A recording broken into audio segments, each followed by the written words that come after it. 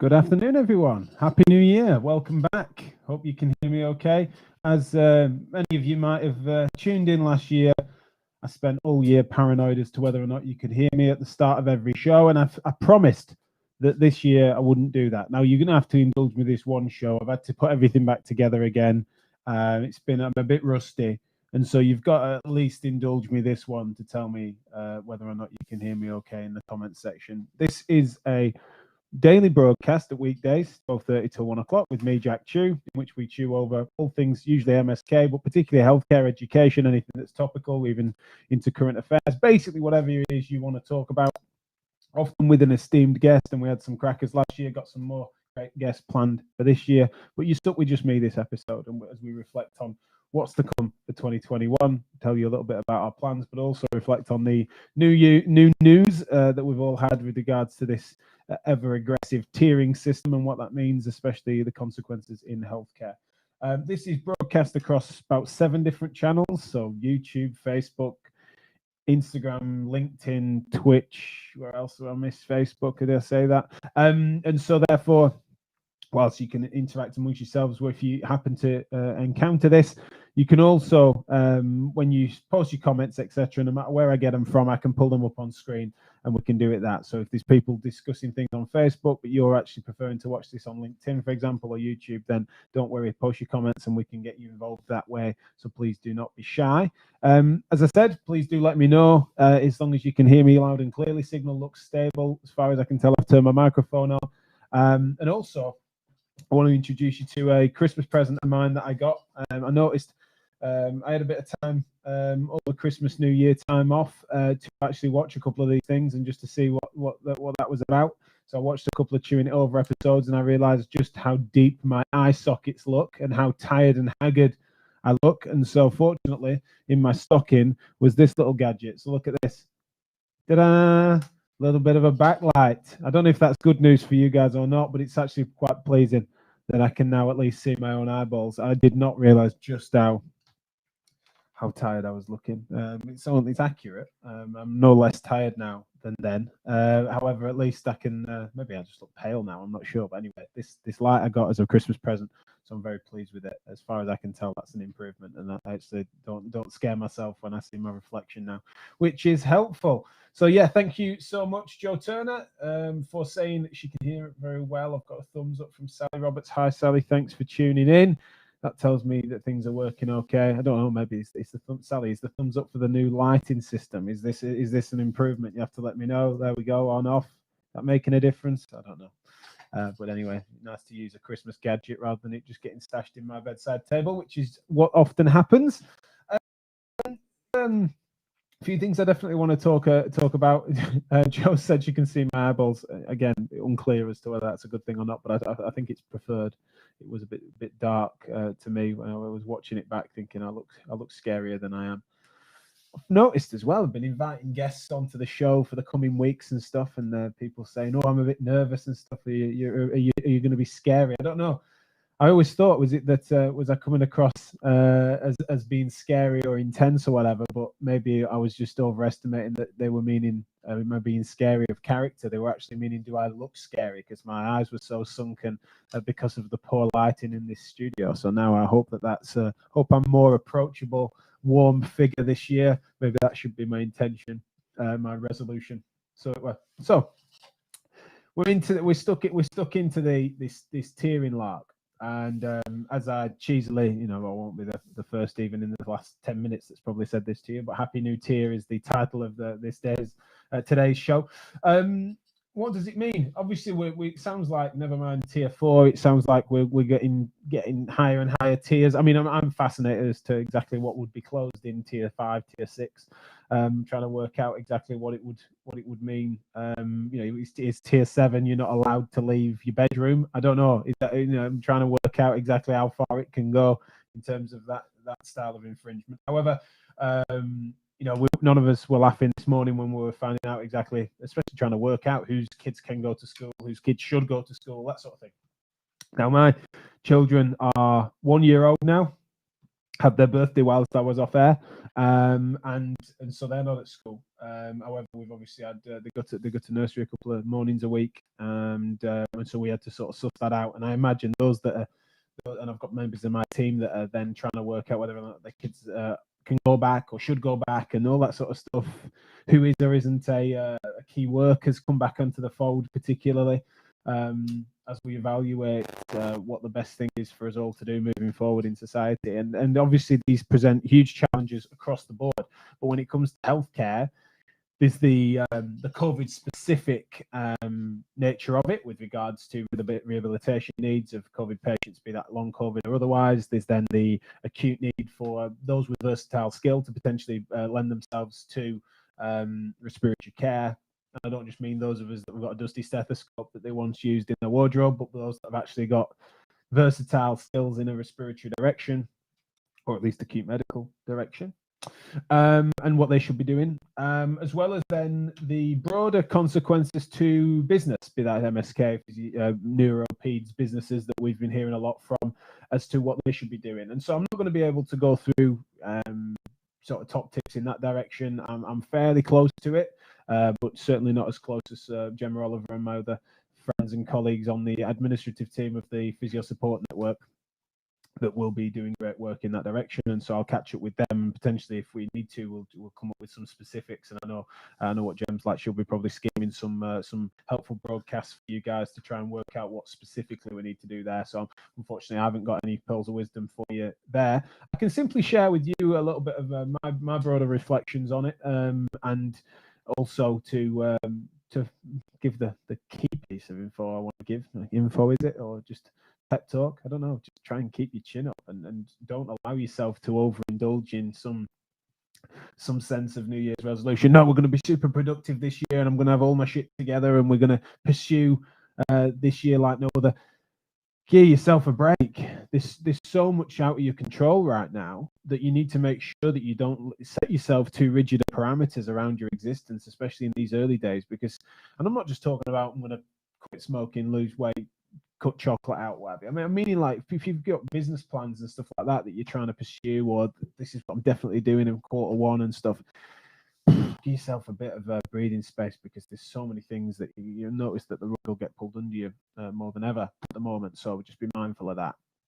The next thing is that there's been a lot of talk about how healthcare professionals should or shouldn't behave in around this time with regards to sharing information and helping each other. How much of it should be local policy, how much of it should be sort of governing bodies and professional bodies, etc. And we'll come to talk about that a little later when we reflect on the CSP podcast that we did recently, which was great. But I thought I'd just share my thoughts on the fact that I'm want to promote a bit of what's called a distributed responsibility model, from individual through to any group of analysis, all the way up to, of course, then governing bodies and health quangos and the government, and who's responsible for what. It's kind of distributed on a case-by-case basis, and everyone's got their own layers. And when it comes to the decisions that need to be made, individualized risk assessment and clinical reasoning as to the appropriateness and pertinence of individual cases that need to be treated in an MSK environment is something that needs to be primary. Now, we all know that means that people can play fast and loose, right? One person's urgency can simply be or a lack of urgency in a clinical case to someone can be made the case for urgency based on symptomology or the potential mental health sequelae that we've been hearing people use that reason or excuse. So, you see someone who's a fairly acute sprained ankle with no vascular concerns or anything like that. It just seems a run of the mill.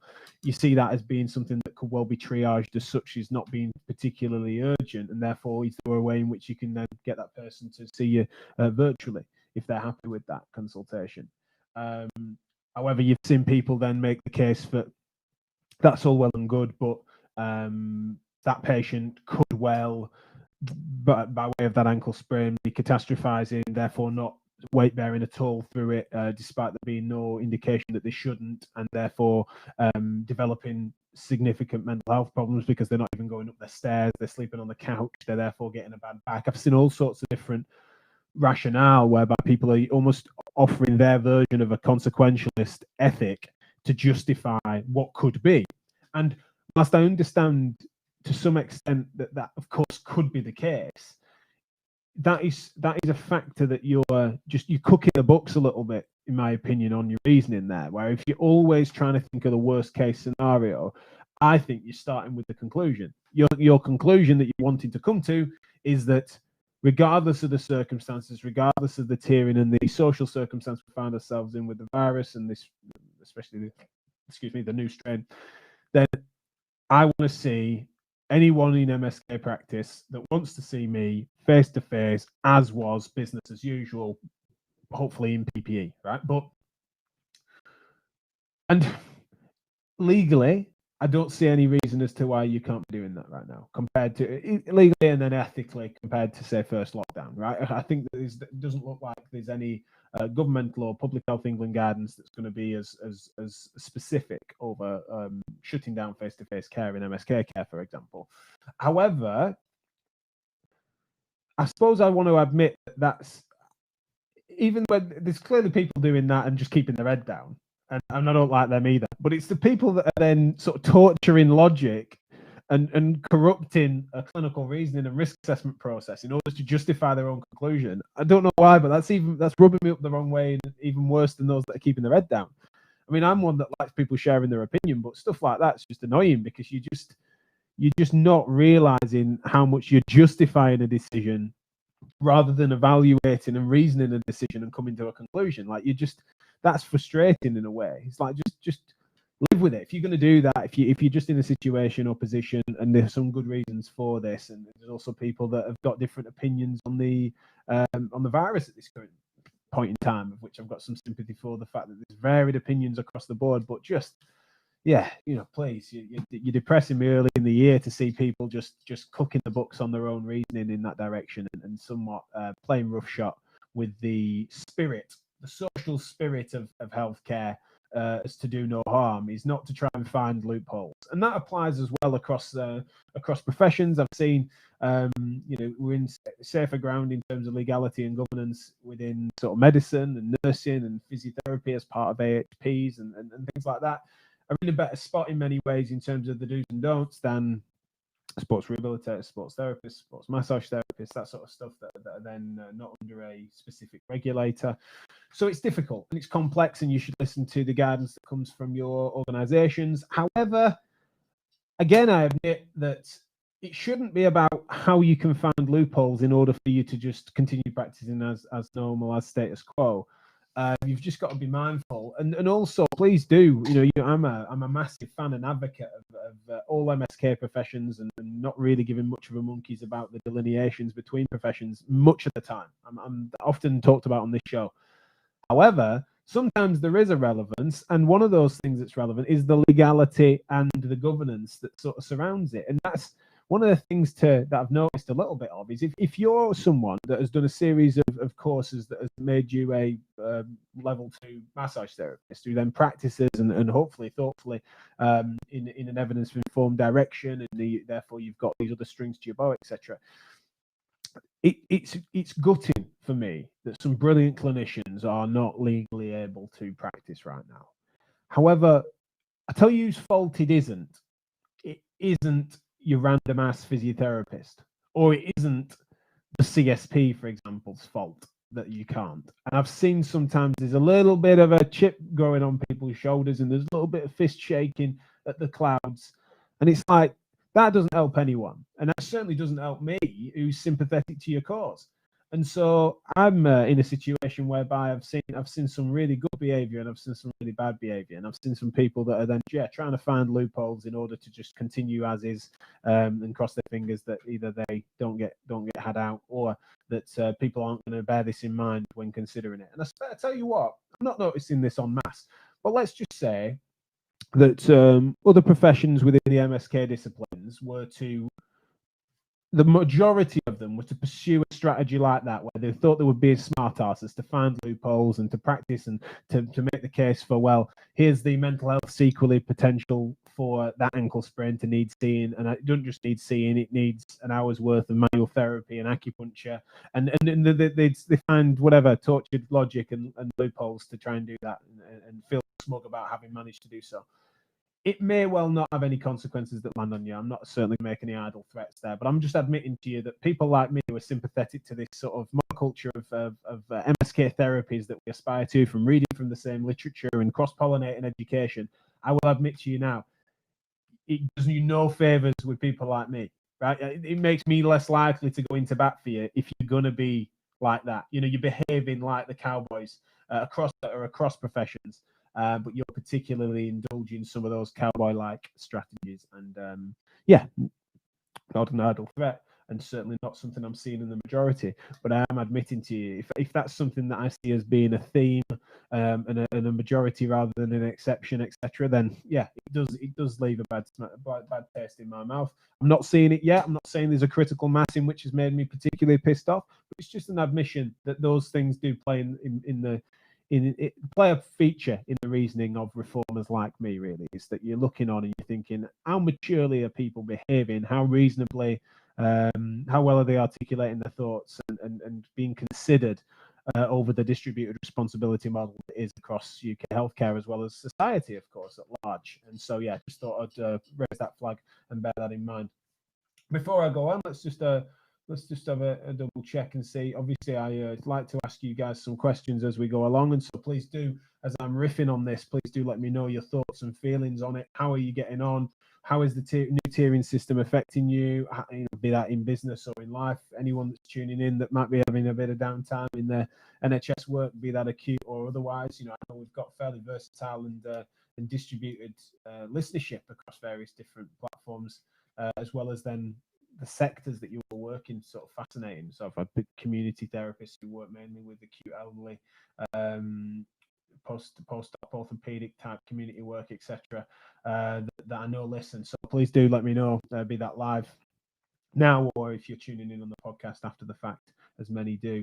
I've been really interested in your thoughts on this because it's a complex area. Certainly no right and wrong answers that I'm inferring, but I'm also admitting that when you're on the extremes of any of these things, so one extreme would be that people are suggesting that any therapist of any persuasion that's seen anyone face to face for the next 2 months should be struck off, right? Nonsense, nihilism. And then the other side of it being that I've just described at length, whereby someone's sort of cooking the books on their logic and sort of inferring that it should be status quo, business as usual, because of these loopholes and stuff. It's like, we're better than that. Surely let's find somewhere in the middle. Don't know if anyone else has sort of observed some of those behaviors, but if you have, I wonder what your thoughts are. Do let me know in the comments or after the fact. Of course, just drop us a message. Probably best email for that would be info@physio-matters.com.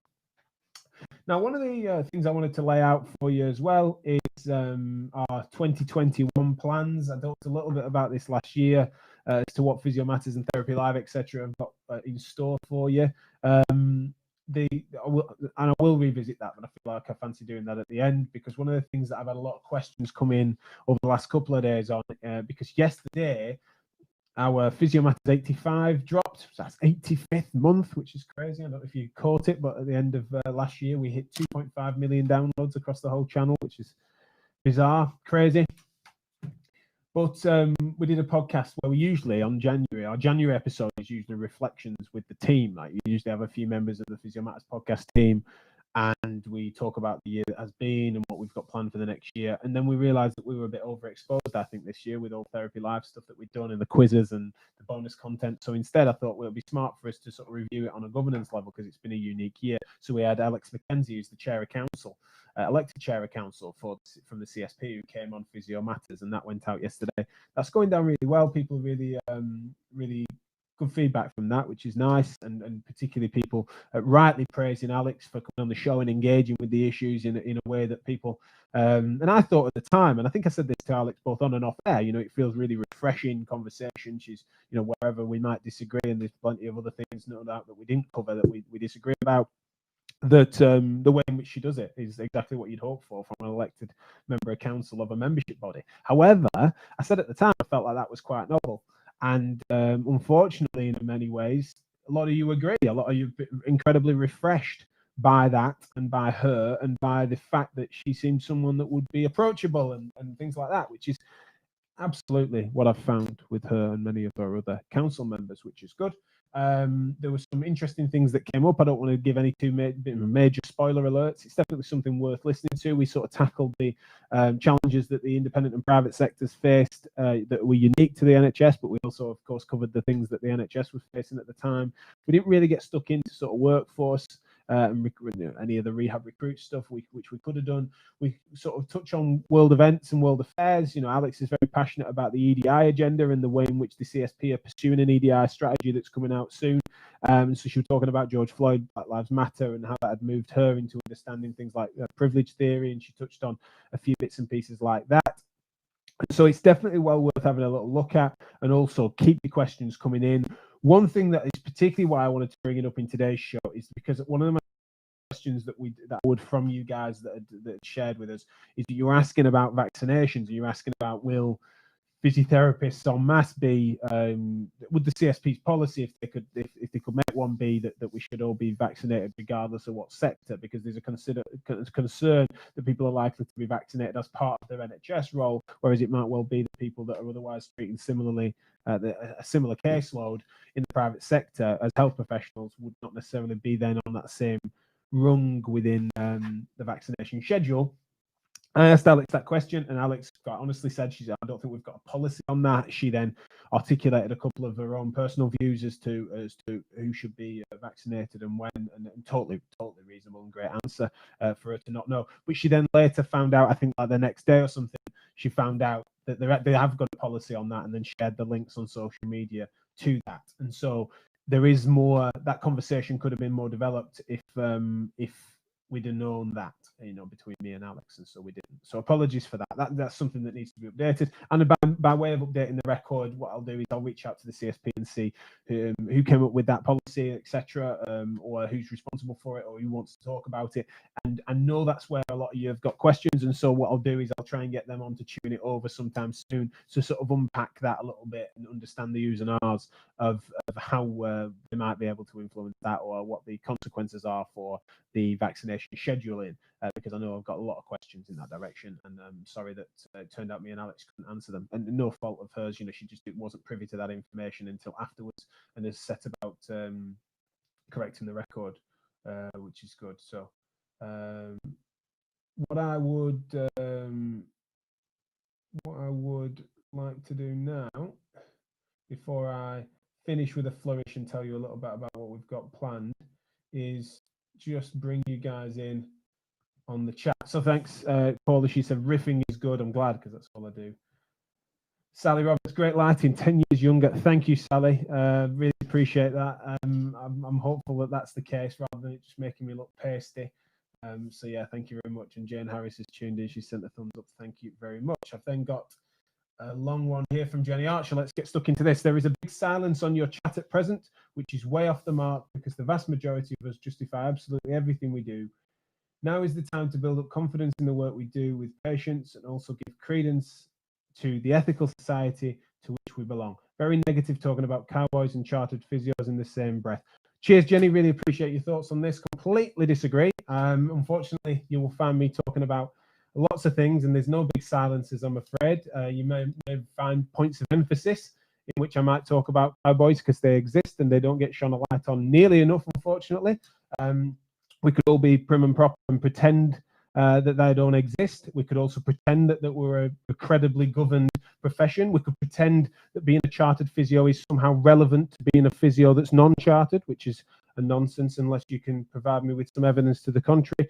To be a chartered physiotherapist, for example, is someone that pays their dues to be part of a trade union and professional body without any then governance structure between a physiotherapist and a chartered physiotherapist, barring a code of conduct of which you sign your name against. And so, no, I'll certainly be unapologetic for the fact that I do that. That said, if those that are tuning into this particular episode haven't heard plenty of my work before, I have a podcast called Physio Matters. I feel that physio does matter. Certainly an optimist, certainly someone that is very proud of the work that we all do to try and pursue rehabilitation. However, it's because of my passion for that, and the fact that unfortunately the side gets let down by people that are otherwise unscrupulous, means that I do shine a light in that direction plenty. And so if you think I'm suggesting that that's the majority, then you're mistaken. I would argue, not been listening to the wider body of my work. However, if you're, and I've heard this plenty of times, and I'm not just picking on Jenny's point here, I've heard this plenty, is if you feel that actually it's doing the profession down to even mention that they exist, then yeah, unfortunately we just disagree. That's a prim and properness. That's a what I call professional correctness that I think has unfortunately meant that we've been very vulnerable as a profession. There are plenty of places in the profession to hide, and yeah, I'm certainly unapologetic about the fact that I'll shine a light on that. Sunlight is the best disinfectant in my opinion. But yeah, thank you, Jenny, for your comment. It sounds like there's some disagreement, but unfortunately, yes, I certainly. I've never been accused of silence before. There's very few things that I won't talk about. So if there's anything you want to pick a bone with me on there, Jenny, then I'll tell you what, this is a perfect place for us to do it. Let's get you on the show later this week or next week or something, whenever you're free, and you can have me out on that if you feel that there's an imbalance going on in my rhetoric there. Paula Clayton, I think people look for loopholes because they're struggling to pay bills. I'm not saying it's right, but I can see how it might happen. I'm thoroughly confident with my processes now after closing for 4 months during the outbreak. I'm still seeing face-to-face patients in private practice and in the hospital. However, I have no hesitation shutting my doors tomorrow if the need arises. I think that's absolutely right, Paula, and certainly something that I certainly consider. And I don't think that that's the loophole seeking necessarily that I'm meaning. I certainly think that the majority are giving a completely reasonable approach to it. We're still seeing face-to-face patients as we speak. I'm sure they're probably walking through the practice. It's more that just don't torture logic. There's no reason for it. There's no need for it. It's that you don't want to start a reasoning process with a conclusion, regardless of where you're trying to end up. Now, the fact that people needing to keep the lights on and pay the bills it's fascinating to me just how little credit has been given to that as a feature, and the fact that there's many a great clinician that aren't going to be able to provide quality care and actually help the health of society as we need them because they're going to be run out of business by poor policy, poor governance, poor politics, poor work from the quangos, completely incoherent strategies across the board with regards to the staggering of all of this. And so I absolutely do not put all the responsibility on the shoulders of the clinicians on this. I think that we've been really underappreciated and certainly not been helped as much as we could have done, and it absolutely guts me how undersupported we've been in various different ways. And so I'm massively sympathetic, and I'm a business owner that continues to be concerned about how to keep the lights on. Of course, not this light, this wonderful little backlight that's keeping on nicely. I can afford to keep that on for a bit. But yeah, it's a concern on a business level on the macro, not just in healthcare businesses, but also just I'm just mortified just how many pubs are closing. It feels like the early 2000s again, where all the pubs were closing down for other reasons. It just feels a bit weird on the broad economic level as to just how sustainable this life is at the moment in society. So I am massively concerned about that, and so I do understand why people need to be really stringent and weigh those factors up. But equally, I don't like. I don't like the fact that people will then they'll just think that that's a reason to run roughshod over their own logic, especially. And to be honest, you don't see that amongst these sensible, evidence-informed folk that can integrate rehabilitation appropriately. So yeah, Paul has then said, agreed, don't torture logic. Thank you, Sarah Tribe. Loving this, Jack. And this is a brilliant one. Where is it? Ben, is it Winbrow? Wybrow? Hi, Ben.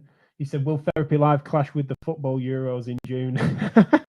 Absolutely brilliant question. We definitely need to consider that. It's really interesting to see the Euros and the Olympics. It'd be fascinating to see what goes on with them, depending on where we're all up to with vaccinations, etc. And so, yeah, really appreciate that question, and I'll definitely be bearing that in mind. We are going to be doing a big show in June for Therapy Live. Which will be 10 streams of education. Already starting to get some plans together for that. If you haven't noticed already, we've also got the Pelvic Health Show, which is in March. Get your tickets for that. They are doing really well. We've got a campaign starting next week with Pelvic Health, so that hopefully will sell out fairly quickly. But amazing the response to that. It's not just for pelvic health therapists either. It's kind of especially for your MSK therapists that need to know more about that and should know more about it, but also then some specialist content for pelvic health specific therapists as well. So anything from pelvic stress fractures through to some specific postpartum stuff, which would be really interesting, and definitely excited for that. It's going to be one of our smaller shows, sort of 2-3 streams. And so thank you so much for all your interest in that, as well as all the Physio Matters Network stuff that you might well have seen. Really excited to be bringing you, I think it's going to be like 8 to 10 podcasts a month, but across different topics, not just Physio Matters stuff. We've got Massage Matters, At Your Cervix podcast. We've then got You Matter, which is starting with Joe Turner on self-care and looking after yourself in these difficult times.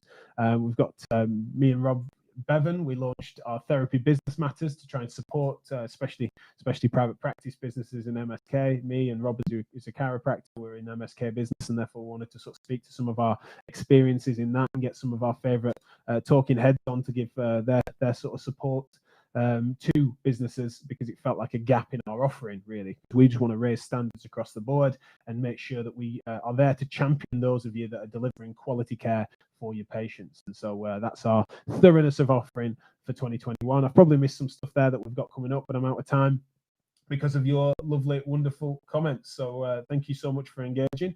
Really appreciate it. And I won't see you tomorrow because I've got a childcare issue on the Tuesday afternoon, so I'm going to needing to do that. So unfortunately, I can't get a full weekend this first week, but we'll be sorting that out for the future weeks. Potentially having you'll be pleased to hear, a cover host on Tuesdays sometimes. But then on Wednesday, I've got Wellbeing Wednesday with Joe Turner, who I mentioned before, and we're going to be talking about some of the specifics around what your do's and don'ts are for this start of the year, especially when it comes to putting pressure on yourself and aspiring to be productive at a time where the sort of floor is moving from under you, and despite best efforts, it's difficult to get a foothold. And so we're going to sort of talk about that and how to not apply too much pressure to yourself. That's on Wednesday, and then later in the week, hopefully, as I said, we'll talk more about vaccinations and things, but also getting stuck into some clinical stuff. Really looking forward to that later in the week and into next week with some brilliant guests that I will announce on Wednesday. So that's enough from me. Huge thanks for tuning in to my first episode of the year. Really appreciate it. Looks like the numbers have been good and the chat function's been brilliant. Sorry I haven't been able to get to all of your chats. But as ever, if you've got a lot to say and you want to join me to say it, then please do get in touch. I'd love to have you on the show. That's what this is for. It's for you and for us to chew it over. So anyway, bye for now.